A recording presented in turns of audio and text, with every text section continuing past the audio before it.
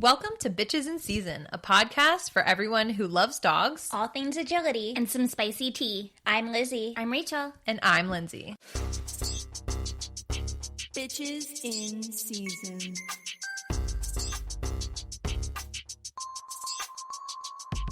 Hey, guys. Hey. It's been a busy week. It's been so busy. How's everybody doing? Good. Great. Good. So we're here with a guest who is actually just a dear friend. A very dear friend. I think that we're really going to go off script and just have a normal girly chat conversation. Like, even when we walked in the door, we were just chit-chatting away. And I was like, hey, let's just hit record because this is kind of funny. And yeah. maybe you'll find it interesting too. Maybe you'll learn something about anal glands. Who knows? So why don't we just let our guests say hi. Hi, Sydney. Hi, bitches. Hi, Hey. An honorary bitch in season. Tell us who you are and how you know us and just a little bit about yourself. Sure. My name is Sydney Bates. I live in the same areas as you guys, so the Philadelphia suburbs. I've been in dog sports I was thinking about it, actually, it's going to be 15 years next year. Longer than all of us. Oh, my God. Yeah. But I know you guys from agility. Yeah. So I can't remember Actually, me. Was it you that I met first? Yeah, because of confirmation. Me is Lizzie. That's true. Some people can't tell her apart. Like, I've had people say, I can't tell you guys apart on the podcast. Oh, yeah. Well, I couldn't tell you guys apart in real life. I remember the first time I met you, Rachel, I walked up to you and was like, you got a corgi? What the heck? And you're like, no, I'm... Yeah, you're like, I'm Rachel. Yeah. I was like, no. Yeah. And they were like, what's a Rachel? Right. I was like, no. Lizzie. But you messaged me about confirmation when I got Probably, Cassian. yes. Remember? Yes. And you were like, saw your there's Instagram this, profile. you were like, there's this class in Valley Forge, and you told me all about that. And then we met at the class one time, and Right. Yeah. I forgot about that. Yeah. Trauma stories from Probably confirmation. Then I think I knew you prior or met you like a couple of times beforehand, but then I saw you showing Trip at the Oak Show. Oh, yeah. Yeah. And like, I was there with like the family, and we had friends with us too. And I was like, oh my God, that's Sydney and Trip. Yeah. And you guys like won your We class. did. That was a good so day. exciting. But we weren't like as close as we are now. No, no. definitely met not. you at a friend's house party, which was very much like a mix of like Oh, family. yeah. Oh, that was the first time you met her? And Wow. I remember you were there, and okay, this is going to sound mean. Oh, how do I explain this kindly? Just Okay. say it meanly, You know how, because like, you're mean. We're fucking bitches. Yeah.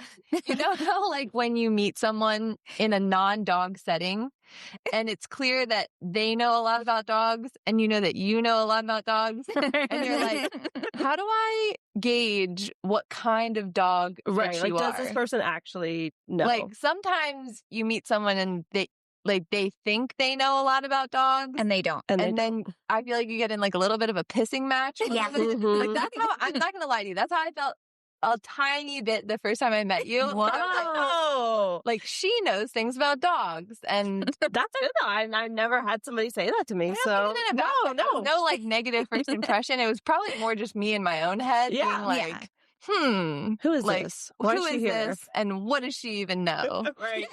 This is just how why do I approach people with that mindset? What is wrong with me? No, I honestly, I do. I think it, and then I just walk away and ignore them. And then I wait for them to come up to me, and then It's you know, like, because you never know. You have to be careful because Yeah. there's crazies. well, there's crazies, and then there's just always like this is also going to sound so mean. There's just like pet people Yeah. who are like, no, I love dogs, and I'm like, just shut up, Right. like you Be don't. quiet. So I'm Sit gonna down. I'm going to tell this story off tangent. It's a risk also, but I'm going to the gym, and my gym class instructor is this dude. That we'll leave it there. Who has a doodle? Oh, like, man. you know, he's like very into his dog. And this week he was like, I was thinking of breeding him. And I was like, don't. No. Like, no. And then I was like, oh, shoot. I have to like talk to him like a normal person and try to like Yeah. kindly convince him with like logic of why this is a bad idea. But anyway, it's just like people like that where you're like, You think you know things. He said he wanted to breed the doodle for a return on investment.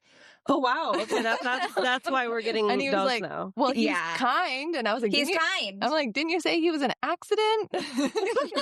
Also, he's 10 months old. What are we doing? Anyway, you know what I mean? Like, you just like, you have to like feel. There's all different people from all different sides. And I should have bred Obi for a return on investment. He's got right. It cost you hundreds of thousands of dollars. Right. Yeah. You do really never know. Like, I was at the Trader Joe's the other day and this guy was like, oh, I was buying Charlie Bears. And he's like, oh, you have dogs. And I was like, yeah. And he's like, well, what kind? How many? I said 2, a golden and a Jack Russell. And then he starts talking about how his dog has a torn ACL and he doesn't know if it's going to need surgery or not. And I just had to tell myself, like, Just say thank you. I'm sorry that's your experience and walk away. Right. Because you can't, you don't know all, like, you've forgotten more things about dogs than that man will ever know. Right. And it's just like, go to your vet, talk to your vet. Yeah. Thanks. That's so funny. So, but after that, I quickly realized that you are just the same type of dog bitch that we are. Just the same crazy. Yeah. Same flavor. In the crazy. best way. Yeah. So that's my first memory of meeting you. But anyway, Sydney is a Renaissance woman in that she does literally, I would just say, like, everything. any dog sport you can think of. She does it and knows quite a lot about it, and also like helps other people. So tell us about all the things that you do. Oh, geez. That's Everything. Like You've done loaded. everything. Do you want me to like go back to the Take us beginning? You've been doing Take us dog back. sports for 15 years. Yeah. So Yeah. Take us back, give us Sydney. the lore. Like, give us the backstory. It's been But a like ride. not like play by play every minute of 15 years. Yeah.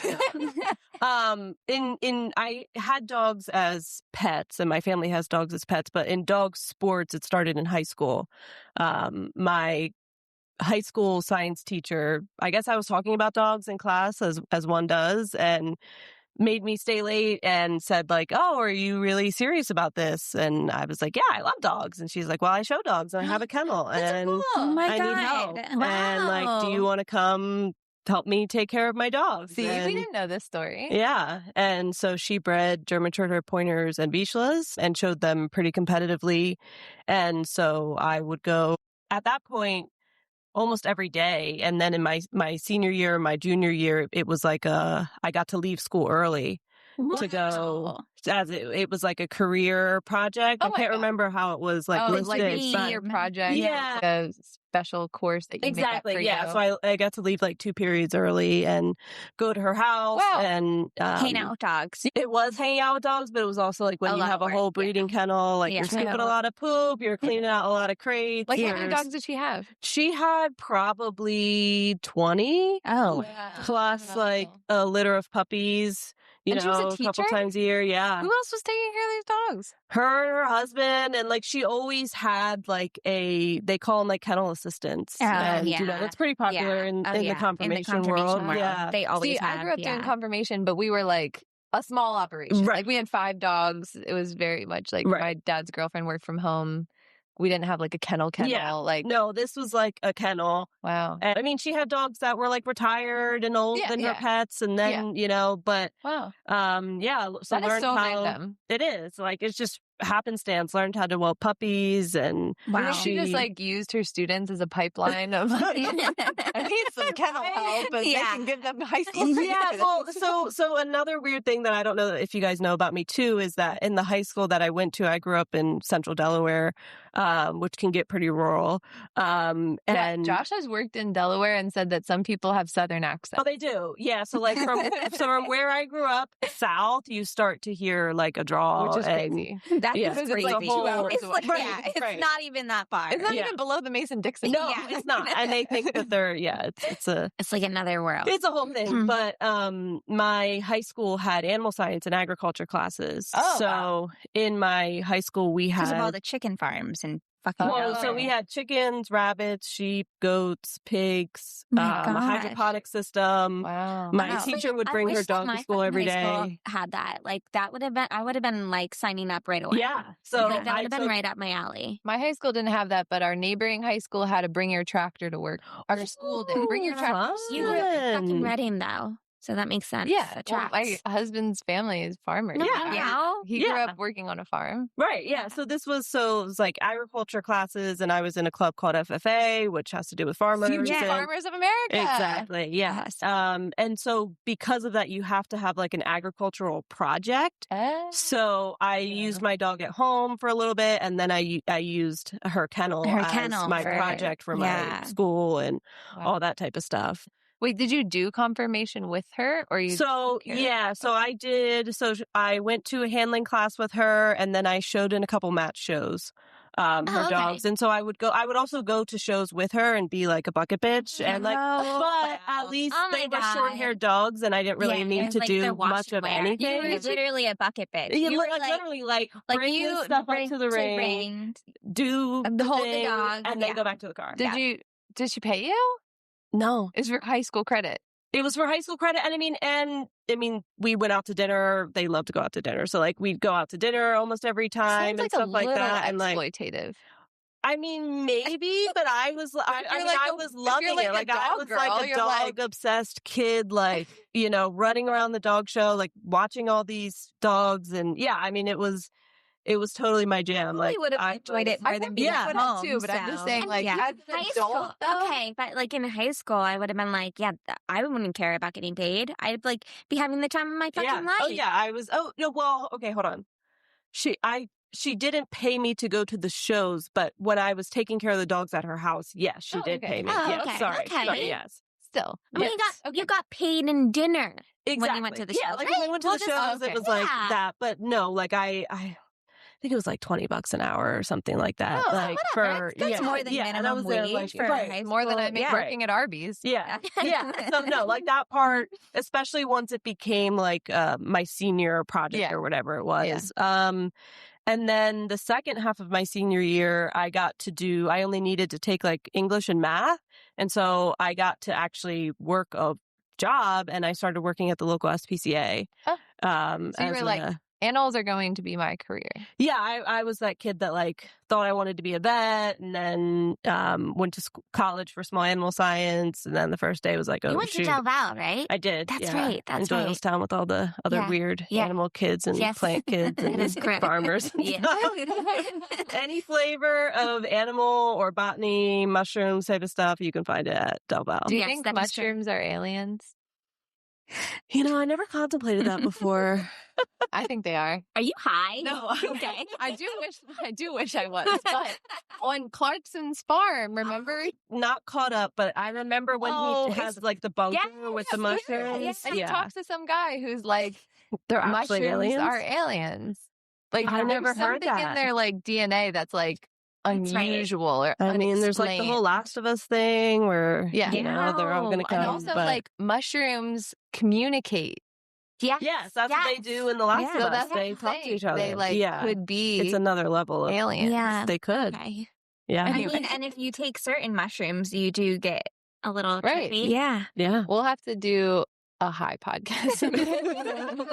Oh dear. Go select some mushrooms, but Okay, wait, where were we? I was working at the Del Val. shelter. Del Val, And right. then I went to college. Kids.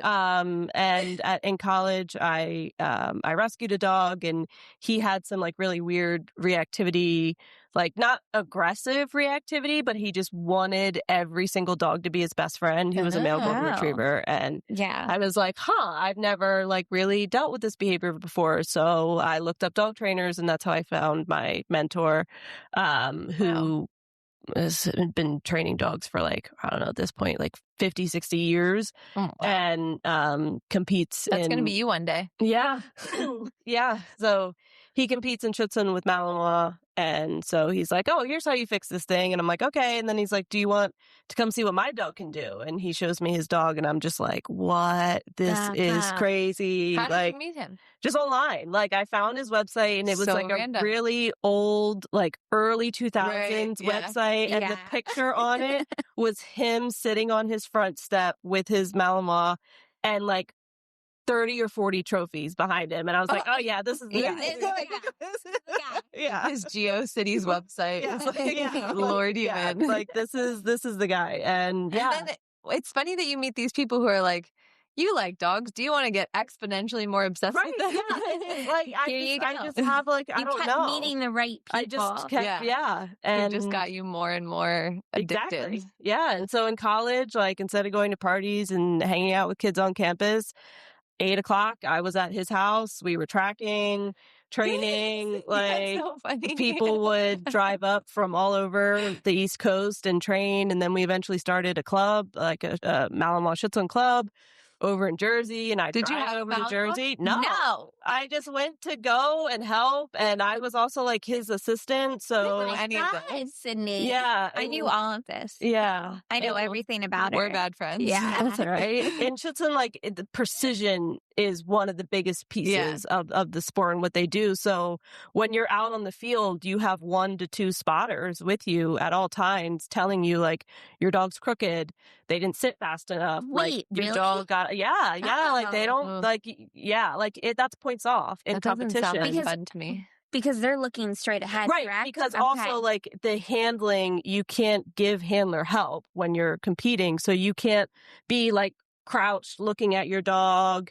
You have to be eyes ahead. There's a certain way you have to hold your arms next to you. So, What's the vibe of the Schutzhund community? Yeah.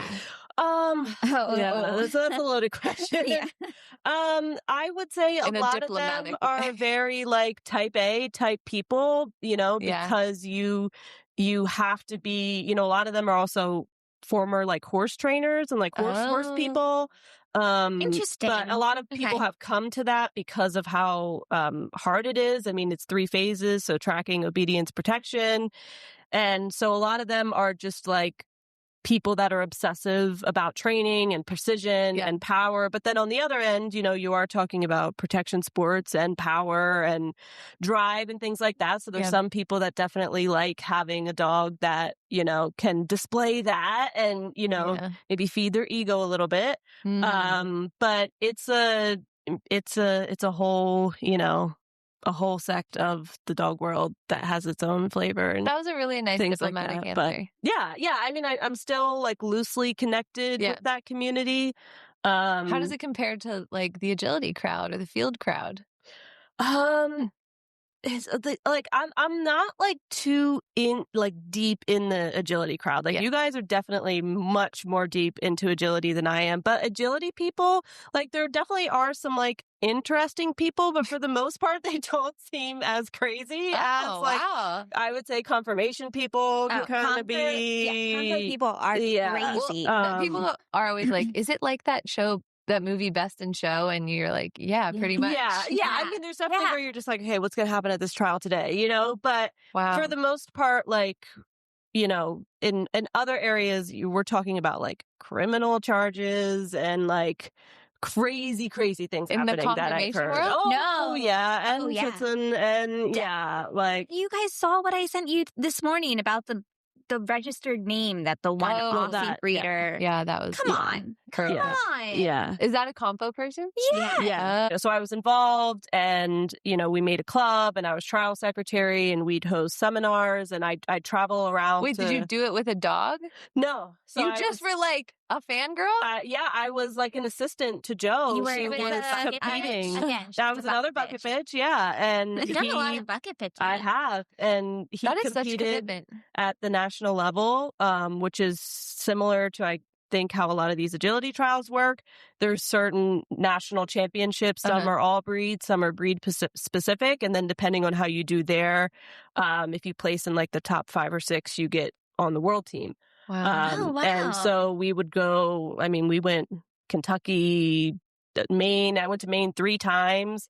Oh, Maine's so pretty. Though. It I is. wouldn't It have is. No, I taken that. wasn't. Yeah, I was not, mad about going to Maine. But yeah, so I would just go to these trials and walk his dog for him. I mean, he's 78 now, so he was in his early 70s then, and Wow. would get like a bone spur or whatever as people at that age do. And so I want to be like a wizened old dog lady who just he has just like has a like young like kids. a 20-year-old Listen, following me around exactly. and helping me. Go walk Yeah. my dog Like now, walk the please. dog, Actually, feed I don't him, think I was like like that, but yeah. And and because he was one of the first people to actually compete with Malinois, he's been around for so long. So I got to also meet, some of the big people in that space. Yeah, and I feel like have whenever we're having a conversations. conversation about literally anything in the dog world, you're like, oh, I know that person. No, you know everyone. You know fucking It's 6 everyone. degrees of separation. Yeah, You you're like, know oh, heard of everyone. them, know them, Right. talked with them, trained Like with them. whenever we know like juicy gossip about someone, you're like, I deeply and Oh, intimately know Yeah. and have had conversations with like the main characters Right. of the gossip. Yeah.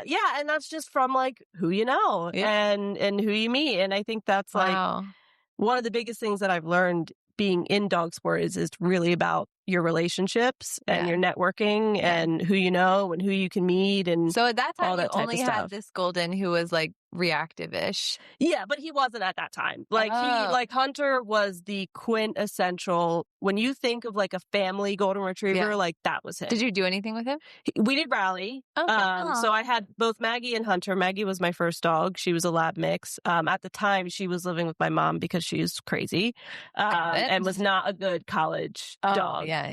She opened up the fridge and would eat food. Yeah, she knew how to open the fridge. She knew how to open 3 different types of child locks. I thought that like all dogs were like that. So when people ask me now, like, why do you have crazy dogs? I'm like, because the baseline. like this is my baseline of what's normal. So like when he showed me the Malinois, I was like, okay, this is really cool and powerful, but like normal. Yeah. That's just what I thought. That's so funny. That's like Josh like marrying me and not knowing that like I lived with 5 dogs in utter chaos. And that's just like and what then it we is. got like 1 dog and then 2 dogs and then 3 dogs and then 5 dogs and that like I was just like, I would like to have more. Yeah. I didn't have enough dogs growing up. And he's just like, all right. He's like, this is excessive. Oh God, I think never known normal since like he just and he grew up on a farm with like some cat hoarding like farm going cats. on. Yeah. And I think he wanted the opposite of that chaos. And I was like, give it to me. Yeah, Cats are like a different type of chaos though. Well, that's the whole mental illness thing going on there. Yeah. Anyway. So so I had those 2 and it was like, okay, why not a Malinois? Like, why did I never? Because, and we were talking about like world teams and things like that. Like at the time, the Schutzhund world was so polarized because of infighting within the organizations. And I don't know what it would be akin to in agility, but the Schutzhund, which is really called IGP, which stands for some German name that I can't pronounce, is governed by the FCI. Which is also like a French name or something that I can't pronounce. Right. Yeah. Like, and so whatever the FCI decides is what has to happen if you want to compete under those titles to go to those world championships. Right. Okay. So it's like how the AKC is the gateway for us to compete in agility. Through but like, I mean, there's a lot, obviously, drama with the AKC, but like, there's never been a question that I know of that like the tryouts would happen for that team. Or something like that. I mean, and like, maybe it has before. This is how bad it got between them, like where you needed a certain type of scorebook, which is different than your dog's registration. And if you didn't have this, then you had to repeat titles or you couldn't go. And then for German Shepherds, the organization in Germany has changed some things where like you can't have dogs from AI breeding. It just has like gotten real crazy. And I was like, well, why would I go out and get this? Like, because to me,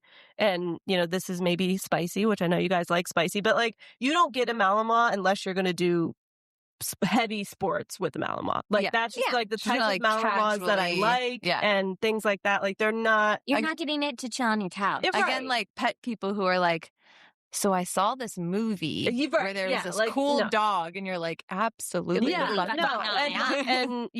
like the dogs that we had were NVBK lines, which are Belgian bloodlines, and, you know, like Belgian ring sport, which is a whole nother thing. And they're just really powerful, drivey dogs. Yeah. And so I'm like, okay, if I'm going to get that dog, like this is what I want to do with it. But why would I put all the time and effort into training to not be able to do that because you guys are fighting with yourselves. I mean, because I was trial secretary, I had to sit at the board meeting at the national championship, and they were literally throwing punches in the parking lot. Yes, and arguing and fighting, and I'm like 20 years old sitting there at the table like, these are grown adults. I remember the one lady was pregnant and was oh my God. She was practicing. No, she wasn't the problem. She was practicing on the field, and her dog went on the A-frame, and the A-frame almost collapsed on her, and she was pregnant, and they were like being mad at her for it. And I'm just like, what is going on? God. Yeah. So it's like it was a mess. It'd be like if you really wanted a dog that had a dock tail, but you were like, they're debating if dogs can compete. Exactly. Why would I get one if it's up in the air? Yes, exactly. So or like a breed that you're not sure is going to be allowed. So I'm like, what would be my path for this dog? And then another part was in Schutzhund, the protection work, the guy who wears the sleeve is called a helper. Mm-hmm. And you really need a very skilled person to be able to, because in a way, they are training your dog with you. Yeah. And there's a safety component to that. And there just really wasn't access to a lot of good helpers at the time. I think it's maybe changed here in the area now, but it was just like, man, like, I don't think my life is really conducive to this right now. But you were like so in it and not participating in it. Yeah, but I was just around dog people and dogs, and like that's all I had access to at the time. Wow. And so I was doing nose work. Did you have like besties, like best friends in the community? In the Schutzhund community? Yeah. Oh, yeah. Yeah. I mean, like people you hung out with outside of it? And no, because I was there all the time. I didn't do anything outside. There's no opportunity for a social life. Yeah. I mean, I had a few friends in college, like from college that I would hang out with. Did you have any friends? I just no, I get it. Befriend these like. Yeah, all my friends were like middle-aged people that were like doing Schutzhund, and like that's where we were. Like, that is so I'd go to Joe's house during the week, and then we met on Saturdays for club, and you're there from sun up till 3 or 4 o'clock. Wow! And that was my life in college, and for 2 years afterwards. Wow! And then what happened? So then, I was doing a lot of nose work with Maggie. So she loved nose work. We competed in NACSW nose work. Nice. And that's actually, I was thinking about it. I think I knew you in name only because I trained at Y2K9s with her. And I would see your names on the emails and all that type of stuff. But obviously we didn't meet until Hardy.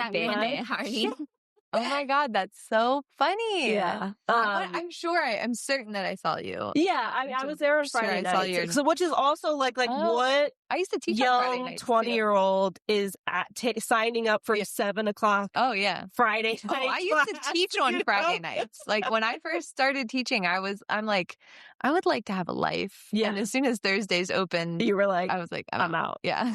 Yeah. So that was, I was doing that real heavy with Maggie, and then COVID hit, and I'm like sitting on my couch watching Netflix, and I see all these people are getting puppies, and I'm like, man, like I could. In college, I did a presentation for a small business class about opening up a dog training facility, and my professor was like, "Hey, do you really do this?" And I was like, "Well, I mean, again." And he was like, and so he paid me to train his dog. And then, just right around the time I was thinking about, making my own business, he referred me to a friend who had a little Jack Russell puppy. And that's no, that's not how I got Trip. That's like the Jack That's Russell. just how the business started. And so in summer of 2020, I started a pet training company. And so I was working full time, but did it part time. Wait, what was your job?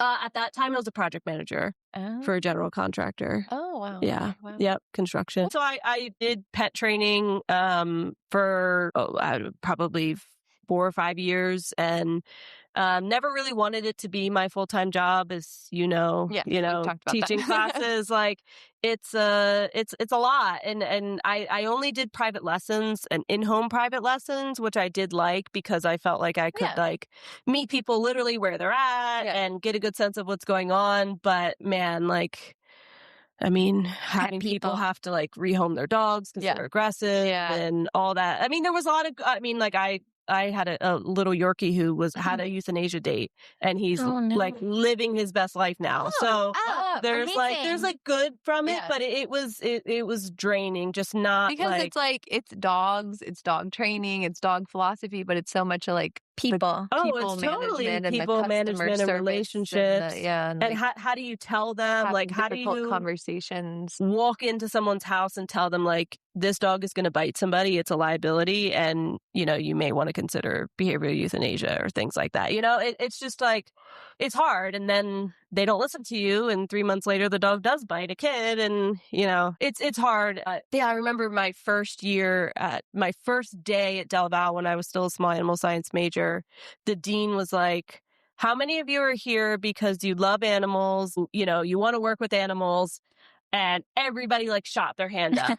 And then he's like, well, I have something hard to tell you. Like, if there's animals, they're people. So you guys better, get used to dealing with people. And that's the thing is that and I've said this before, and I hope it's not offensive, but a lot of animal people love animals because they are socially awkward with humans. I think a lot of people that get into dogs and, are in this world have been wronged by people or have had animals with people, and you don't have to be an extrovert to have an animal companionship. Yeah, that's why I got obsessed with dogs. Socially awkward, Sydney. You're a very sociable person. No, but there's definitely a level of obsession that's probably we all have a level of obsession. No, that but might be a if there little. was someone that sitting here right now that didn't have the level of obsession with dog things that we do, we would be the fucking weird ones. Right. And my coworkers are like, what are you doing this weekend?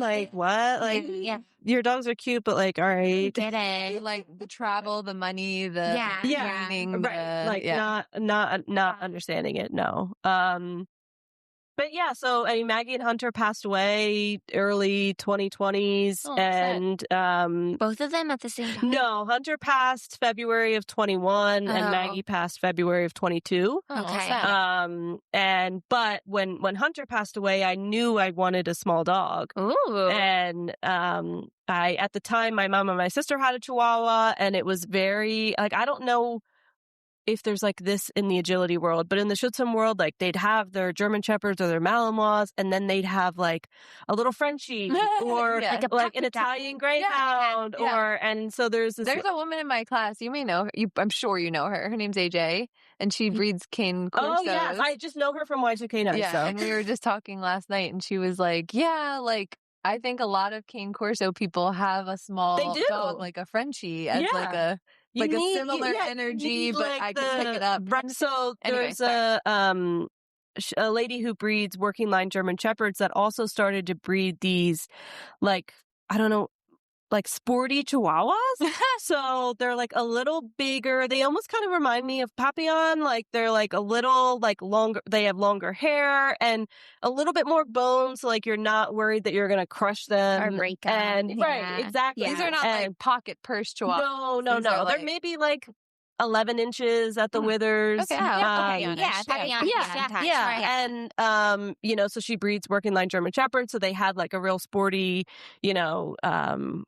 characteristics to them. And I knew a few people that had them. And so I thought I'm going to get one of these Chihuahuas. My mom, my sister had a Chihuahua. And then you just have that feeling that something's not right.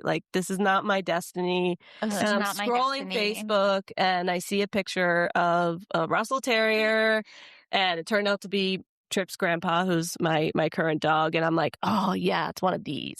This is my calling. Yes, this is where I'm going. The energy I want. This is And it's funny because people who knew me at that point only knew me with my retrievers. Yeah, and so they were like, "You're getting a Jack Russell? What the heck is wrong with you?" Why? Do you think Jack Russells get a lot of hate?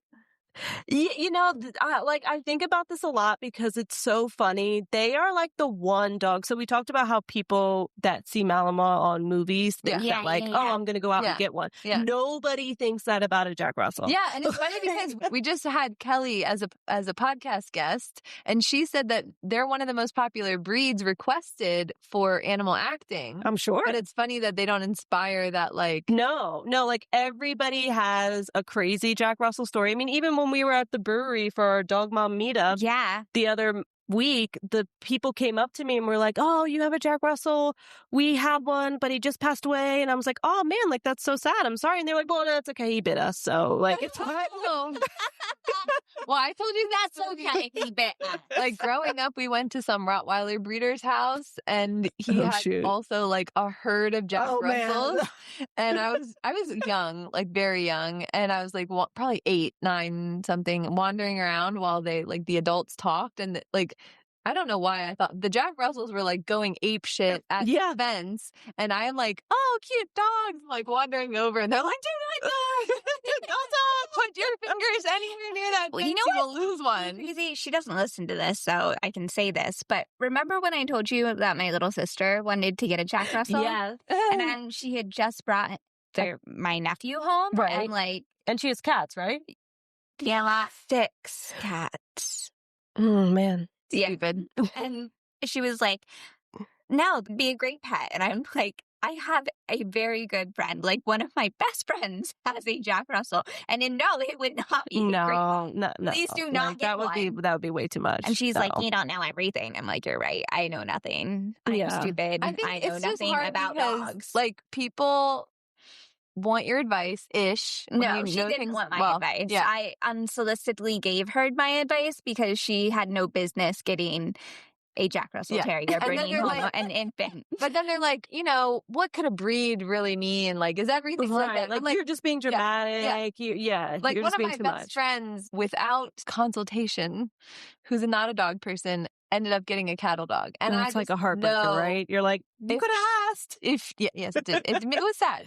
But I just know if she would have told me ahead of time, I would have been absolutely the fuck not. Do not get a cattle dog. If he is the nicest, most anomaly of a cattle dog ever. But at least she said she's like gone on some Reddit thread deep dives and realized like So it how could naughty They could be. So Yeah. she's like, I can actually never get a cattle dog ever again because it'll never be like Hens. Right. Yeah. You know, the Jack Russell is really a type of dog. And so they're all over the spectrum. But Well, and we Yeah. also know that she would not go to any reputable Right, breeder. yeah, So like, she would it's just never probably fucking listen to not me the about best that situation. either, because God forbid, Yeah. Anyways, I Yeah. digress. So. So we think that they get hate, but maybe not hate, but people know that they're a little crazy, but it's good. They should be warned. Yeah. I mean, I think like the Intent. people, it's like you asked me about like the field crowd earlier, and like the field people, they have retrievers. Like some of the Chelsea people are a little bite because they have Chelseas, but like, for the most part, they're, kind of happy-go-lucky people, just like their dogs. But like the confirmation terrier people, they're crazy. And like you have to have a certain personality to own a terrier. Well, I was interrogating you before I got a terrier mix because I was scared. I like when Lizzie told me, I was like, wait, hold on. No, because Let- there's a let lot of me people research who this. like have terrier Yeah. mixes and are like, I don't like the terrier side, or they call them their shit You're either in or you're monkeys. out. Or like terrorists. Yeah, like you're either like all for it. Like I tell people, like, because they're like, "How do you have a golden and a terrier?" And I'm like, "I'm terrier. Like my personality is terrier, and a golden makes And me you better." have to have that personality. Yeah, I love I'm it. just learning it. Yeah. But it's also, she's a mix too. So it's like, Yeah, but she has like a demon side to her more mixes She's Demon demon side. possessed. that Okay. I've seen. so let me ask you. Lindsay has angel goggles. I do have Angel. She's gotten quite resource guardy of me. Ooh, yeah. So like when the other dogs Sydney's in my face home, right now. I wish you could see it. when the other dogs in my home come near me, she like growls and blocks them. Yeah, Trish Did she does do the her same thing snap, snap? sometimes. She hasn't done a snap at them, but she Oh. did do a snap at the trial at Zio Yeah. because she was trying to get treats. And Oh, yeah. so that's the first time, well, maybe second time she's been snappy resource guardian a dog that's not mine. But like my 12-year-old French bulldog just wants to like come snuggle, and Zinnia She's like, no, mine. growls and then blocks her. Yeah, What do I do? I wouldn't let her do that. Yeah. But I like would, how? I would pick her up and put her in a crate and be Okay. like, "No, ma'am, we don't play this." That's what Josh was telling me. Yeah, like and Angel goggles. so But I love to cuddle her. and Trip at night, like if I lay on the couch and he lays like in front of my chest, Yeah. and we cuddle. And if Vespa comes up, he will literally snap at her like through the blanket. And I'm like, but it's because like he's grumpy, you know, And like he's just sleeping. right. And I'm like, Trip, like, relax, dude. But that's as far as he takes it. If he were Okay. to actually like she's growl like or go for her, like it would be much bigger of a problem to me. See, she just does like a yeah, like and then blocks. She's never like attacked. Right. I mean, the blocking is concerning to me a little bit because it's like, you're not in charge. I'm in charge, honey. Do you think maybe her putting her in the crate like one time will teach her like maybe consistently? like, yeah, like they're headstrong. She is smart. And she you, does you learn. have to, yeah, like with a terrier, I need to have a firm hand. you do. And it's also like, if they think something is their reality, that's their reality. Like you can't let them getting worse. One time do something you don't want them to do. Like when I got Trip, his breeder told me, she's like, this is going to sound crazy, but like they're so cute, but you can't laugh at them. Because if you laugh at them, they know. And they think like, oh, haha, like I got it, you know? So I won't say who it is, but someone who has a relative of Zinnia said that when the dog was young, the dog would like leap violently at them when they pick sticks up in their yard. Yes. And they thought it was very cute and funny. Exactly. And then like fast forward a year and it's not funny because they're full grown. They sent their husband to the hospital. Right. Attacking and him they have teeth. for picking up sticks. Exactly. I mean, Trip, and it's like that really did scare me. Yeah. Like he muzzle punches my butt. If he's like frustrated about something and I'm walking away, like he will run full speed. I mean, he's 13 pounds, so he's not going to knock me down. But like all of a sudden you're like, what the heck was that? And it's Trip. And he's like, look what I did. And that was when he was little. It was cute. You know, and I need a terrier exercise. Yeah, you have to more like advice. just be very firm and consistent with them. And, you know, obviously we're not talking like, you know, corporal punishment, but like you have to have firm. I mean, I think with any dog, but like, so okay, golden versus terrier, right? Like Vespa, I could let her do things a million times, and she will never take it to the level that Trip will take it. Wow, because that's just him. Vespa's her golden. Yes, Vespa's my golden retriever, and so. Well, yeah, we may want to talk about that. Oh yeah. Take us to Vespa. 45 minutes. Yeah, sorry, geez. So Vespa's she's a female golden retriever. I got her in 2024, so she was my puppy. She's amazing. Thank you. She's really incredible. That I knew I was going to get for like 5-6 years ahead of time. I think I went back and I reached out to her breeder for the first time in 2020. Wow. I didn't get her until 2024. Wow. So, you know, it was just about timing and things like that. But yeah, so we do retriever field work. And then we do agility also. And she was Lindsay's student in Agility Foundation. She's an angel. Yes. She's so nice. Yeah. She's a good girl. Did a phenomenal job. Thank raising you. her, training her, taking your time. Yeah. I mean, I was like traumatized. Trip was my first agility dog. So who like get a Jack Russell? I didn't get him to do agility, but like. Yeah. Why'd you start doing agility? Just because it was the one thing you haven't done? Well, that and as old school as Joe, who's my mentor, was, you know, if you can't do Schutzhund, you have to do agility. That's the next best thing. You know? And so that was like, that was his philosophy. You got to do that. My dogs were geriatric when I graduated, so I was not doing agility with them. Right. And I just always wanted to try it. And it's a cool sport. Yeah, I mean, I think it's the coolest. Who doesn't want to do agility? Right. Yeah. To be cooler. Yeah.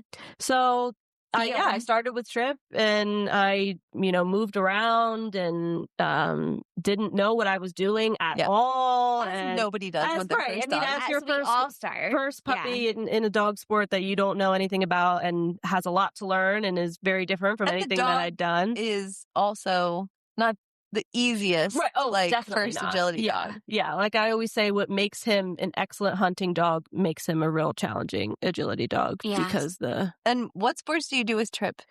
Trip does, so he's a conformation champion, but retired from the show ring. Are you ever gonna breed him? Yes. Yes. Yeah, I'm gonna freeze him for myself. I'm gonna get a Trip puppy. What was that? You're gonna have to Gonna prepare get a Trip yourself. puppy. You literally the other Okay. day said you're never getting a small dog. Oh, well, Trip's an exception. He's a Big dog and big a small dog and a small dog body. Was he? Yeah, he's- Shut up. He thinks he's 300 pounds, Yeah. but he's only 13.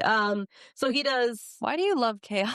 Because How do you think Trip's Yeah. gonna get along with your fucking insane Aussies? do you Not see well. how they treat me? I mean, I do think they have a point, though. Thank you, Sydney. Loves My chaos. God, she's only gonna listen to Sydney saying that. I know. Yeah, I mean, she I won't listen to us. yeah. Okay, you know We'd what? have to talk Just about leave it. like what type Guys, of terrier. We all know that that's not what I'm getting next anyway, so let's just leave me be. Okay. Sorry, Sydney. Continue. So Trip does agility and earth dog, are the sports that he does. what's Earth Dog in case people don't know? Yeah. I don't know that I fully know. So earth dog is It's different than barn hunt. It's very different than barn hunt. Barn hunt is like for the layman to feel like they have Yeah. a terrier. Yeah. Do you like poo poo barn hunt? Yeah. I love barn hunt. Yeah, She loves it. If you're like a basic bitch with a corgi. If you're having fun, It's like fast have cat. fun. My- She fucking loves barn hunt. And yeah, That's and good. that's great. Good for you. But barn hunt is scent work with rats. It Okay. is not akin to anything that happens on a real barn hunt. And it's a I didn't know a fun barn game. hunt was a thing. Oh wait, you did tell me. I didn't know it was. Wait, I didn't know that's why it was called barn hunt. Yeah, I mean it's so like there's a rumor, and I don't want to be the one people that spreads rumors, but like they said that the lady who runs barn hunt couldn't do earth dog, so she got mad because miniature pinchers are not a ground working breed historically, and so she created barn hunt. That's the lore that I heard. That's Don't know lore. if that's true, Okay. but that is Fascinating. the dog lore. But So it's like if you don't have a real hunting rat dog, then you can just do barn hunt. It's for funsies. yes, but it's interesting that you say that because I think a lot of the underground working terriers are misunderstood. And when I tell people about Earth Dog, like the first thing that I actually say is that it's not really supposed to be about rats. Like the reason that we use rats is because we're not able to use Groundhogs. a groundhog, or actually Foxes. historically it would be a fox or a badger. Oh, yeah. I don't think that they have groundhog in the UK, which is where most of our short-legged terriers come Badgers. from. They're Yep. badgers. I'm Yep. learning so much about Yeah. my little zinnia's history. Yes. And so in Earth Dog, there's these wooden tunnels that are buried underground. And there's rats at the end only because that's the only legal quarry that we're able to use within the AKC. And the dogs have to maneuver the tunnel and find the rats at the end. And then they have to do what's called working the quarry. And so terriers and dachshunds are allowed to do Earth Dog, and they work in very different ways. That's so Um, interesting because I think of dachshunds as just so laid back. Yeah. Well, but it's the same thing with corgis, right? Like people think that Pembrokes and cardigans are just just these like couch couch potatoes, potatoes. like just a loaf of bread, and they just chill on the couch all day. And Yeah, they're no, like, these just a hot dachshunds aren't dog. like Just these. a hot Yeah, dog. and the It's like dachshund Lizzie. people, like they are very serious about their versatility, and a lot of them are show, and they do field trials, which is like where they let them off in the woods and they like track a rabbit or something So like do you that. think dachshund people would be like telling their little sister, like, don't get a dachshund, you can't handle it? No, I don't know. Like the dachshunds, they seem to be, at least from like my experience with them, Why are you looking at me like they're that? like, they're not as like you have. Intense. Yes, as intense. That's a good word. As intense as a terrier. Like Interesting. you probably still have to worry about some same-sex aggression things and little things like that. But for the most part, they're kind of just like, we're not working. Oh, we're working. Like they're kind of really good at that, where my dog does not have that No separation. Not in the house he does, but if he knows we're somewhere where working is going to happening. occur. Yeah. Interesting. Yeah. Interesting. And then so Vespa's agility and field. Yeah. When did you get into field? When she was 9 weeks old. No, but like you never did it before. No, I never. Yeah. I thought you knew. You seem like you know everything about field. Oh, I'm just like obsessed with retriever field work over So the that was last the 2 first, years. like, Did you experience study it? ever had. Yeah, Yes. she did. Yeah, okay. Yeah. Yeah. So Yeah. you never were like a lingerer like you were with Schutzhund, just like no, and linger. that's a little bit of where my obsessiveness comes from, because I feel like I have to catch up on so much and try to put it conceptually together in my brain, like what we're training for. Because Wow. in Schutzhund, I had 6 years of watching, I don't know, dozens of people take a puppy to a national level competition dog. And I could see, okay, like, here's the steps that you take to do that. Mishaps. Exactly. Like, here's what you need to watch out for at this level, you know, or at this time frame, like they should be doing this, or it's okay that they're not doing that. Like, you don't have anything to worry about. But in field, it's as much training as Schutzhund or, you know, as agility's a lot of training. It's a ton of training. Seems like more. Yeah. It's you a have lot. To train outside. It's a lot. You need grounds. You need people. Yeah. Like Lizzie's helped me train before. Like, logistically difficult. Yeah. It's not just like, oh, logistically difficult. Maybe you can correct me if I'm wrong, but I feel like it's almost the equivalent of herding for like a herding breed. Oh, yeah. Yeah. I actually like herding's the one thing that I don't really know a lot about, but it seems to be like people will say like, oh, my dog fetches a tennis ball in the yard. Like, I'm going to go to a field trial. It's like, no, it's not the same. Like, where herding, you think like, oh, they're just running around. It's like, no, like, I'm sure they're doing 5,000 more things that aren't apparent. So Chelsea went to a herding instinct test and she passed, but like that was like the one and probably only time that I'll ever do herding, because like there is so much that needs to go into it, where I feel like I need to have the same level of commitment to herding as I do agility, because I cannot be the best or or try to be the best at both. Right? I did an instinct test with both of the boys and they loved it. And she told me that Obi had really great instinct. And I was like, she loved Obi. She was obsessed with Obi, loved Obi more than Cassie, but she was like, you know, she's like, this one works better than that one. And I was like, okay, thank you. And at the time, like, I was more obsessed with Cassie and I was like, why does she like him better? But you know, Angel goggles. But I was like so excited that she told me that he was so great. So I was like if I really wanted to do this and like trial him, like she's like, you need to come at least 3 times during the week and like once on the weekends. And I was like, expensive and it's far. It's $60 a session. And it's far. There's not places like close by. The place I went was in Kennett Square, so out by Lawnwood. And I was like, oh yeah, this was great. Bye. Never again. See you never. Yeah, and that's how retriever field training is. I mean, I try to do something with her every day. In that regard, if not multiple times a day, and you just have to. It's a lot of commitment. It's definitely a sport that you have to have a lot of commitment. I thought you were doing it for so long. You seem so knowledgeable, and like you seem to be like helping other people get into it, which is cool. Yeah, I'm excited. The retriever world is going through a sort of renaissance right now, which is really interesting. In that, in terms of training methods and methodologies and things like that.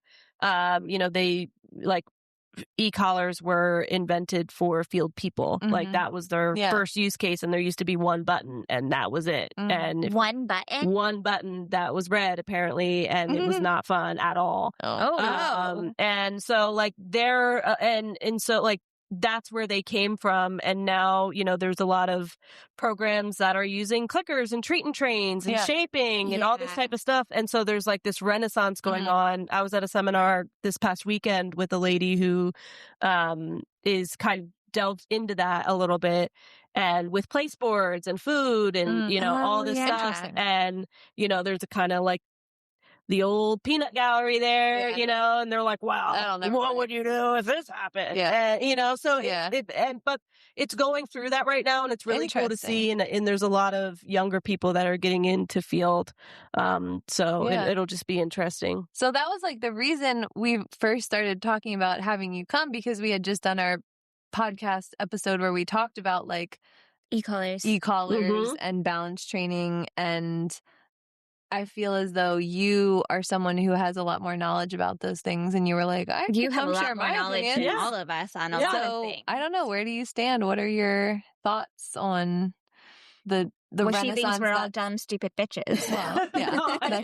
Well, that's a fact. Obviously. I definitely do not. So I use tools, but I hate that not you three, but in the dog training world, like that defines me. Yeah. Because I feel like it's like, well, if you didn't see me using them, correct me if I'm wrong, but I don't think my dogs look or act any different than anybody else's. And you would think like now Vespa in my agility class was just happy as a clam to work for her toy, her food, Right. and work with you, and you have a great relationship, and there's not any sense of like fear or Right. Like, shut I have down. to fucking Right. listen to her. Right. No. Like, Right. she's not a robot. She has a zest for doing the sport Exactly. from an Yeah. inherent love of it. Yeah, yeah. And so like that bothers me a little bit, but that's So neither I would here never nor know there. that she was like e-collar. Yeah. And so, I mean, coming from the Schutzhund world, it's a thing. Like that's how they train. That's that they use them in their training, and then in field as well. They use them in actually slightly different ways, which is really interesting. And that could be a whole nother rabbit hole, another podcast, and positive punishment versus negative reinforcement. But yeah, and especially in the way that I've learned to use it in field, it brings a level of clarity, especially with Vespa, where you would think like a dog that's maybe a little bit more sensitive, like she hates making mistakes. Yeah, she's a little sensitive. And it's like detrimental to her to make a mistake. You would think like, oh, like any type of e-collar stimulation would shut her down even more, but that has not been the case because of how we condition them and the way that we use it. So when you started the e-collar with her for training, did you have the knowledge yourself to do the e-collar training? Or I did you have a did, trainer? yeah. So I had been using them since 2015. So you used it on Hunter and Maggie as well? Yes, Okay. yeah. I can't remember if Maggie. I don't think so, regardless, but you yeah, used yes. them on I mean, so previous I dogs, used yeah. them. I had very few pet training clients that I guess it makes I sense if you used grew up and- not grew up, but like you were involved in Schutzhund for so long. Right, like, it was just a thing. yeah, Like it wasn't just was even. like It was just normal. exactly, right? yeah. They all use those. Right. I did know. But I will say, So like, what did you use it for your old dogs? If you were doing field? For Hunter, it was recall. He would chase deer, and that was really it. Yeah. And then I never really. Like, I didn't need to have it on them all the time. I learned how to condition them and how to teach them. But when you say you use an e-collar, this is ignorant. Do Yeah. you use the vibration or the shock? Yeah, so I actually don't use vibrate at all. Oh. I use the shock or the stimulation, as we like to say, to make it sound less. But, I mean, it is what it is. Like, just like a stem. Yeah, like we're not gonna. Yeah, like, but who's used the vibrate collar and so it's been my experience, and I actually had a pet training client who bought an e-collar before I even started working with them, and from Amazon, like a real cheap one. Oh God. And had it on. It was a little doodle puppy, and they were like, yeah, look, and they pressed the vibrate and she peed herself. And I was like, what? Like what? Like what? No, like we do not do this. And so I've actually found that the vibrate is more adversive to the dogs than the stimulation. Oh, interesting. Especially when they understand what the stimulation means. And the collars that I have, the vibrate is not adjustable. So it's just one vibrate. Right. Yeah. And not like that's a it. light. Yeah. No. So Wow. the stimulation is adjustable, but the vibrate's not. So Interesting. yeah, that's think how that's I something use new. them. And yeah, like it's a different, I very, very, very rarely use the e-collar for punishment with my dogs. Like, So it's like communication when she's very far away. no, it's for training, but I use it as negative reinforcement. So like the only time that I really use it for punishment is my dogs eat deer poop and goose poop and rabbit poop and any other type of poop that you can imagine. And after I've told them to come here or leave it and they don't, we're not going to eat poop, and then they're like, oh, eat poop okay. and ignore me. Yes, Yeah, exactly. that's and they're like, acceptable. okay, we're not, it's like the hot stove type of thing, right? Right. But, or actually with Vespa, it was so funny. You're like, oh, she's so angel. Like she actually has a double side to her. And I conditioned her to the e-collar because she was running trip over in the yard or when they were off leash. Oh, she's a little rammy. Yes. Yeah. She's a lot rammy. Yeah. And Especially as a puppy. Yeah. Like, and you put a long line on, but then you're going to get burned by the long line. Oh, God, it's Tripped and right. Exactly. And so she learned, oh, I can't just run full speed into my 13-pound brother. Like, that's not what we can do. Trip probably was like, let's fucking go. Yeah, but yeah. still, Yeah. like, right. Yeah, he was. But I'm like, you're going to break his neck. And I still am very worried that because she can get crazy. But she's just powerful. She's not like, she's a strong she's a very girl. intense dog, and you don't think like a golden retriever may be that way, but when she's in her element, she is. She's But a little cray-cray. Yeah. But in a good way. So we use the collar in field to reinforce a command that the dog already knows and is already doing. So we condition it, like a lot of the times, like I think with you guys that we're using it from the trainers, we'll condition the dog to come to you. That's how they teach the dog about the e-collars, using the recall command. But we actually do it on the place command, to go away from us, because we need our dogs to go away, really far away from us. And so, you teach the place board however you want to teach it, luring, shaping, whatever. So what it looks like is they're going towards the place, and we use a lot of momentary instead of continuous, which I think a lot of what you guys were using.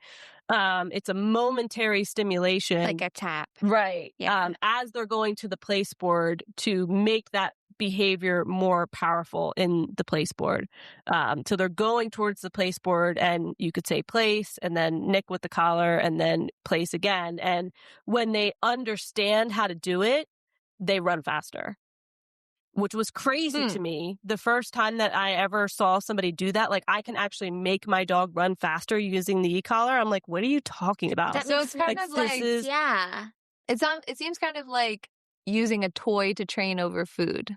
Like, you might get a little bit more like out of the dog when you bring out the toy. Yes, but you are using positive reinforcement when you're using a toy. And so what we want the dog is to understand that the quicker that they do the behavior, the quicker the stim turns off. Exactly. Because you use continue. No, we're using momentary, but sometimes you can use it in a continuous fashion where you're like, holding the button down a little bit, but it's not like I'm going to turn the collar on all the way to the place board. It's another area where we'll use it. So let's say in retrievers, there's something called casting, where it's a blind retrieve. They haven't seen the bird fall down, and I have to send her out to go get the bird, but she doesn't know where she's going, and I may have to stop her and use hand signals to tell her where to go. Which way to go, Well, what if she doesn't move? When I cast her? Some people would say, well, I'm going to go out there and I'm going to punish her, or I'm going to just press the button on the e-collar. But if they understood what you wanted, they would do it in the first place, right? So they use something called indirect pressure, where you say sit, you negatively reinforce for the sit command, and then cast again, and they go. And I don't know why that works. I'm not the smartest in this regard. There's a lot of people that understand the science behind dog training a lot more than I do.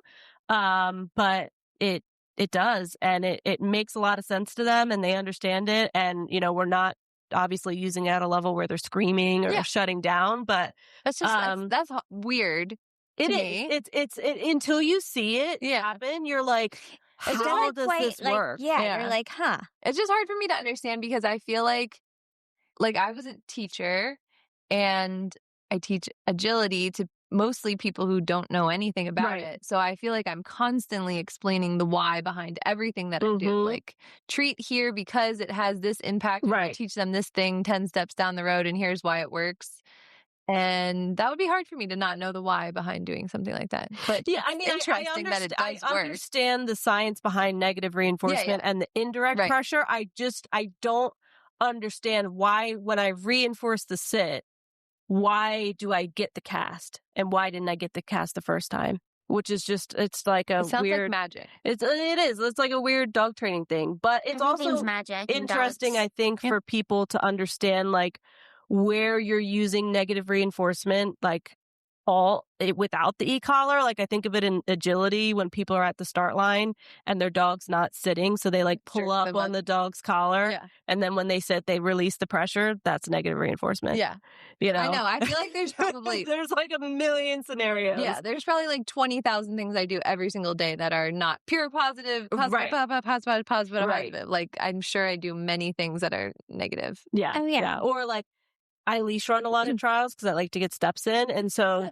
you hear, sit, I told you to sit down, sit, as the person's Yeah. like walking away and Sure, I their think lead that's- out. And yeah. it's like, why are you doing that? Yeah. Like, do they not sit or are you trying to use that as negative reinforcement? Like the seatbelt alarm thing that goes off Right. before you put your God, seatbelt on, you know, like so there's like a lot of like, when you think about it, like a lot of really interesting ways. But in terms of the collar with retriever stuff, I mean, they are 200-300 yards away from us, at points where they can't hear our voice. We Wow. only have whistle control over them. And I think it's a tool that allows us to communicate with them at that distance. Wow. And then with Little Trip, I do use it for, Carrier off-leash things? stuff. Yeah. Yeah. Yeah. Because you think he would just be out.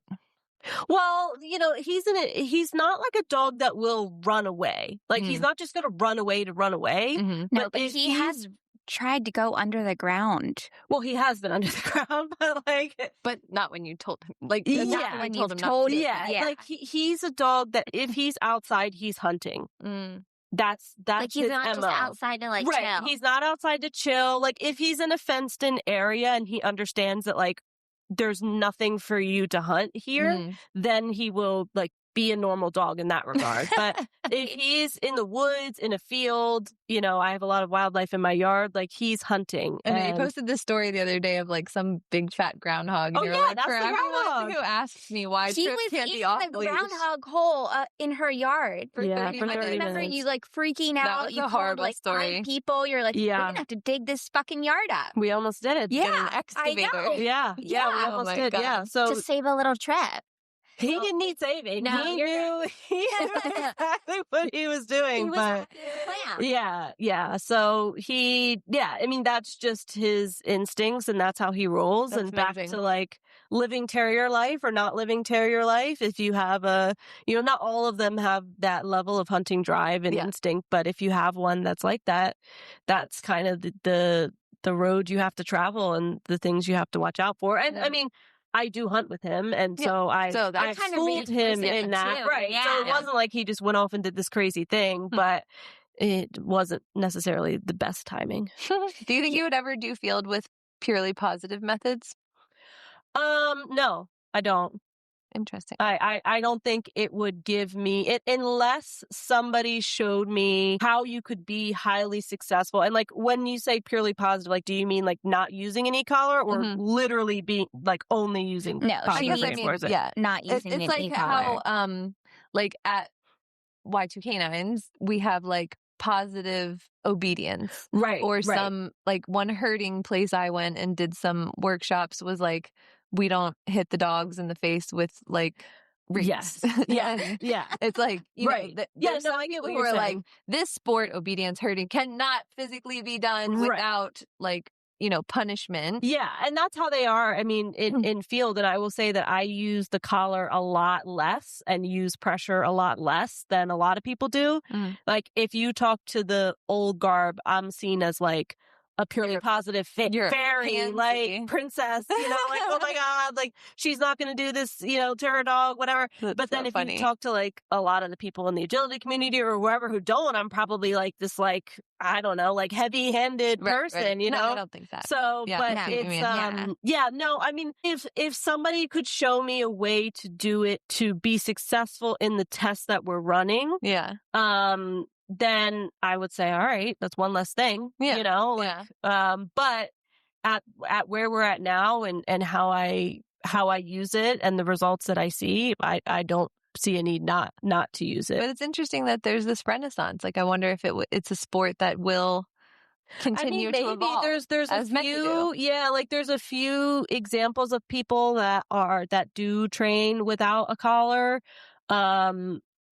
I think the jury is still out on the level of success that they'll have, and that's not saying that I don't want them to have success. no, I just- totally do. It's just Yeah. that it hasn't been like a repeatable Yeah. process that others can follow. And I will say, just because people don't use the collar doesn't mean that they aren't like being mean to their dogs. Or being a balanced Yeah. trainer. It's just- Yeah. And Yeah. like, I mean, remember what we had before collars, our hands and our feet and, Yeah. our voices and Right, things yeah. like that. And like, Yeah. people still get frustrated. corrections, And yeah. like, so I've seen, some things where I'm like, oh man, like that's a lot. I wouldn't do that. Yeah. So Yeah. it's, Interesting. Yeah, it's a conundrum, but it's not something that I'm married to forever. You talk about people like being new to sports and, in any sport, like, okay, do I follow this person's methodology or do I follow that person's methodology? Like sometimes when you're new, until you just kind of have to be like, all right, I'm going to pick one thing and like go with it. these are the people that I have access to. Yeah. This is how they're doing it. Like, and I did that to a point and it was detrimental to my dog, not with anything to do with the e-collar, but just simply like, this is interesting. She finds like if I send her out for a retrieve and she didn't take the exact path that I wanted her to take and I call her back to me, she finds that way more adversive than any e-collar correction she's ever got. Interesting. Really? She's the sensitive girl who wants to be right. And I think it's because it comes from me. She's like, oh man, like I disappointed mom. Like, oh geez, yeah. So funny. And like a lot of people train, they call it callbacks, and a lot of people train that way. And like I cannot train her that way. Because you shut her down. Yes, exactly. Wow. It is. It's so hard in a new sport, and even to this day, to figure out like when two people are telling you two diametrically opposed things. Yeah. Like even very recently with something with Zinnia, I'm not going to say who it is, but it's just two of the top trainers in the country. Yeah. Most respected people are telling me the exact opposite thing to do about something in a foundation. And at this point, I know enough to be like, okay, here, I understand the why behind each. But at a certain point, I just have to be like, I'm going to just have to pick one method. Right. I have to pick one way of doing it. And it's the question of when they're young, do you teach them left and right at the same time? Or do you spend a month and a half on left, and then another month on right?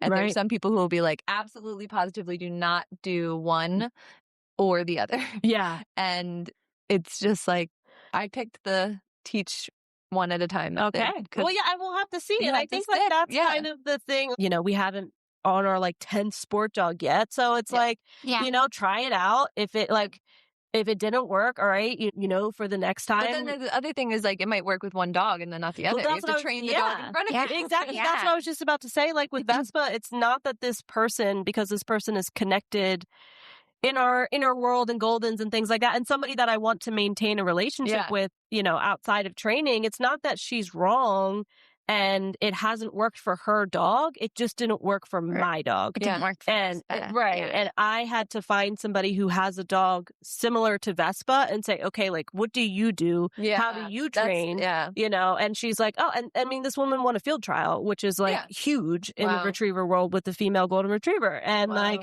it's what like, breeds do you usually win? Labs. Oh, Black yeah, labs, labs. specifically. Black labs? Wow, I didn't know it was color based. Oh, yeah. It's the whole thing. Wow. Yeah. But so you can see why we brought Sydney here, because she knows so many things about things. Yeah. Yeah. You know all we the could things. yap for many Forever. hours. Yeah. So before we started recording, I was asking her about anal glands because I just knew in my heart that this was something that you would have experience with. Even though I've asked around a couple people, they're like, "Oh, it's just never come up." But you knew about how to. And you said you could do it. Yeah, I she can. actually offered. That's friendship. That is. Well, first of all, I thought it was much more external. Well, there is a way that you can express them without like putting your finger inside their butt. But again, I'm not a vet. Consult your vets. We probably have vets that listen to us, so don't come for me, please. But like, I've heard that the external method isn't as good. Wow. The internal method You is really better know from so a many medical things. standpoint. She's telling me about put on 2 gloves and then another glove. There's a bunch of YouTube videos. I don't want to do it. YouTube videos? Oh yeah, how do you think I learned? I don't want to watch that. I don't want to do it. Yeah, I mean, but it's like, I used to show like livestock too. That's another like Renaissance thing. Yeah. Like pick up dog poop. Like when you work at a shelter and like all that type of stuff, it's just like, it is what it is. Yeah, like you just got to get in there and do it. That's amazing. Well, thank you for your anal gland advice, and I will be taking you up on your offer to express your anal glands. I just hope that like it doesn't ruin my relationship with Zinnia. I will pay you $1,000. $1,000. We're gonna have to like take a book out of the Fear Free and have her like do a licky mat or something like that. So she doesn't associate me with like expressing her anal gland. No, I want her to like you. Okay, I want to ask you one more question, if you don't mind, and you can also opt out of this question. But I'm just curious to hear your perspective on being a woman of color in dog sports. Oh, yeah. How that impacts your experience. Yeah, it's, it's an interesting question for me because, and like, I'm totally fine talking about this. So like, don't think that you're bringing up something that I'm not comfortable talking about. But I essentially, like, my father opted out of being a parent. I told you guys that he is Black. So I was raised by a white family. My mom's white. My half sister is white. My grandparents are white. So like, I just kind of was just like, oh, all right, like, this is my reality, you know? And so I kind of just go into spaces not remembering that I am a person of color until I have to, because you're treated differently because you are a person of color. So, interesting. I haven't had like anything thankfully explicitly happen to me that I think is from being a person of color, but you see it, like you're like, oh man, like I'm the only person that looks like me here. Yeah. All the time. Yeah, like so Vespa was 9 weeks old when I took her to her first field training. And there was another Black woman with the female golden retriever, and she like ran to me and was like, I'll just tell you how this is going to go. Like, and she kind of gave me the lowdown, and I'm really grateful. And I still train with her frequently, but that's cool. It's just because like women are, popular in field, but in some sports women are popular, and then like to be a person of color, like we're the only two that I've seen at an event, and so like you kind of have to reconcile that. But when we ever have an event and there's more than one non-white person there, I'm just like, wow, right. This is or like unusual. Even in agility, like a person of color that's a man, that has to be the outlier. There's one Black man in our area that I've seen. I used to take classes with him. But I can't imagine. I don't know. It's like definitely a sport that has roots in spaces and demographics that skew white, affluent, and very suburban. So, and it's just like inherently that way. But I think it's interesting to hear what your experience has been, and being someone who was like raised by a white mother, I'm sure kind of colors your experience. And it is interesting. Like there's this man on Facebook who's into terriers and hates conformation, hates the American Kennel Club, hates any kennel club. He has a lot of real spicy opinions, and he made we need to bring him on. Oh geez, oh my god. He made this post about how like AKC conformation is racist, and he was talking about like, what is it called when it's like ingrained in the rules and the like? Not structural, but you know what I'm talking about. Yes. But I'm like, out of all the dog sports that I've been, at trials and around with, like, you go to a conformation show and you see all types. Yeah. You see all different. Actually, in this area, like when I was growing up, at least, I definitely saw more Black people at conformation. So I was like, kind of like, where is this coming from? Because that has not been my experience. I think you see way more. I guess like there's way more. There's just everybody in confirmation, because if you think about the numbers, like, I mean, the amount of people that are involved in confirmation. Especially shows in our area specifically, we have some very large shows in our area. Oh, right. Very large shows. Yeah. Statistically, there's representation. Yeah. But I think, and not to speak out of turn, but I used to work in a school that served an entirely Black and Hispanic population. So I've like thought a lot about race in my lifetime. And one thing that we used to use as a reference point all the time is this research about white supremacy culture and how that sort of like certain principles that are embedded in our culture that we think of as like normal, especially as white people, are really rooted in white supremacy, especially in opposition to like African cultures. Yeah, right. So, for example, like timeliness and precision and those types of things that show up in a lot of dog sports. Like, I could see how someone could make the case that like those are rooted in like white supremacy cultures, whereas like maybe African cultures are more open to like things not starting on the second, or like precision isn't valued as much as it is in white culture. So I'm wondering if that's like maybe where this person was coming from. Yeah, he could have been. And I think like a lot of it, as you said, it's really about access and opportunity. Yeah, and for sure. like, a lot of, it's a luxury. Like the money we spend and the time we have to spend it on animals is a luxury. Totally. And also it's a luxury to like be around dogs that are nice. I mean, Yeah. like I had a friend from Africa, and when she pet Hunter, she cried. She's from Cameroon, and she's like, I've never been able to pet a dog that wasn't going to eat me. Oh my You know, God. and like that was her reality of where she was from, was that dogs were guardians. They were farm dogs. They, so you know, culturally different. right? Yeah, and like being afraid of dogs is like, you know, that's because people don't have like doodles walking around, you know, the suburbs, like, you know, just ready to be pet by people, like, right? On a Yeah, couch. Yeah. And so I think for a lot of people, like, you know, you don't see a certain thing, so that's like not your reality, Right. and then. But, you know, I think it's getting better. And in, you know, I know in protection sports, there's a lot of people of color in protection sports, and, you know, in terriers, like working terriers, there's a lot of people of color. Oh, really? So, yeah. Oh, that's interesting. I didn't know. It's, you know, it's maybe not as, you know, broken down barriers as like the 1940s, 1950s confirmation show where like, you had to have like my friend in terriers was telling me, and I don't even remember the breed club, so I can't name it, but one of the old school like terrier breed clubs has millions of dollars because the rich people, when they died, left their estate to the breed club. Oh my God. Stop. Yeah. Oh my God. Wow. Oh, that's dedication right there. Right. Yeah. But it's like you think about that, like the Morrison Exit show with the Rockefeller and the Dodge family, like that's all, like those were the type of people that that could show their dogs and stuff like the that. Queen of England with all her corgis. Exactly. Yeah.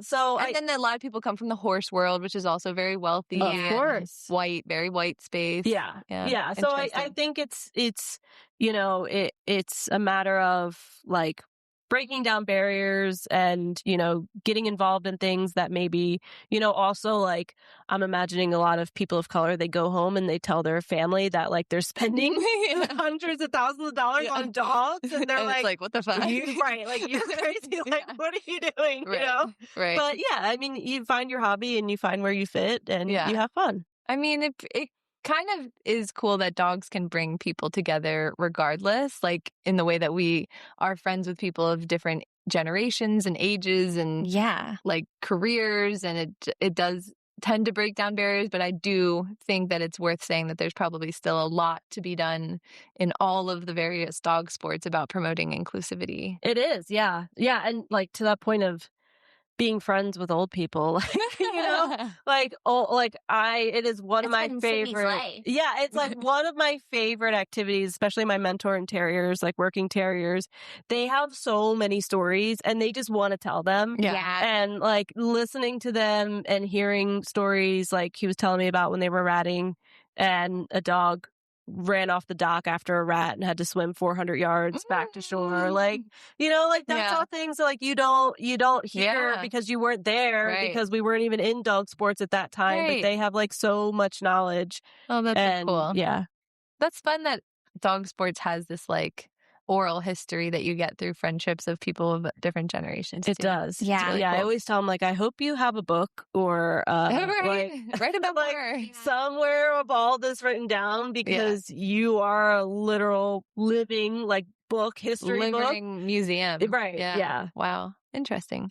Well, thank you so much for joining Thanks for us. having me. This was super So fun. I love just chatting with you. It felt very natural. It was a lot of fun. I loved it. We should do like episodes like this more often. I think. Just You do. girlies yapping around the Thank you table. for having me. Yeah, of Thanks, course. Sydney. Well, that's a wrap on this week's episode. Rachel, where can our listeners find us on the internet? You can find us at Bitches in Season on Instagram and TikTok, and on Facebook, Bitches in Season with a 1 in it. Oh, stupid Facebook makes us have a 1 in the word bitches. And you can listen to us on Apple Podcasts, Spotify, Amazon Music, and YouTube Podcast. Thanks for listening, and we'll see you in 2 weeks. Bye!